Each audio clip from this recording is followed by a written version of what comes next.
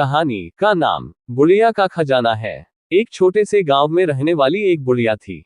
उसका नाम सुमति था। सुमति एक बहुत ही अद्भुत और मिलनसार व्यक्तित्व वाली थी। वो हर किसी के दिलों में जगह बना चुकी थी। उसकी बातें सुनने का लुत्फ हर किसी को मिलता था। उसका गांव एक सुंदर और प्राकृतिक सौंदर्य से भरपूर था, लेकिन उस गांव का अधिकांश लोग गरीब थे। एक दिन सुमति को खजाने के बारे में सुनने की कहानी सुनाई गई। वह सुनकर हैरान हो गई। उसने तुरंत खोजने का निर्णय किया, लेकिन उसे पता नहीं था कि वह खजाना कहाँ है।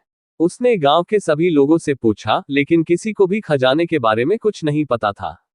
फिर एक दिन सुमति ने अपने दोस्त राजू से खजाने के बारे में बात की। राजू एक बुद्धिमान लड़का था। उसने सुमति को समझाया कि वह उस खजाने की तलाश कर सकती है, लेकिन उसे धैर्य से काम लेना होगा। सुमति और राजू ने खोज करने का निर्णय किया। उन्होंने अपनी यात्रा शुरू की। वे गांव के बाहर की ओर निकले। उन्होंने कई दिनों तक खोज की, लेकिन कोई सफलता नहीं मिली। उन्हें लगा कि वे गलत रास्ते पर चल रहे हैं। फिर एक दिन उन्हें एक पुराने मंदिर का पता चला। मंदिर बहुत ही पुराना और डरावना था, लेकिन सुमति और राजू ने अपनी हिम्मत नहीं हारी। वे मंदिर के अंदर गए और खोजने लगे। वे मंदिर के कई कमरों में खोजने लगे, लेकिन कहीं भी कोई खजाना नहीं मिला।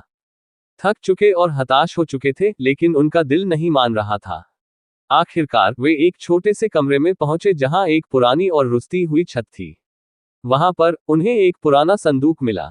संदूक बहुत ही पुराना और धुंधला हुआ था। सुमति और राजू ने संदूक को खोला और अंदर देखा। संदूक में उन्हें एक बड़ा सोने का हीरा मिला। वे हीरे को देखकर हैरान रह गए। ये हीरा बहुत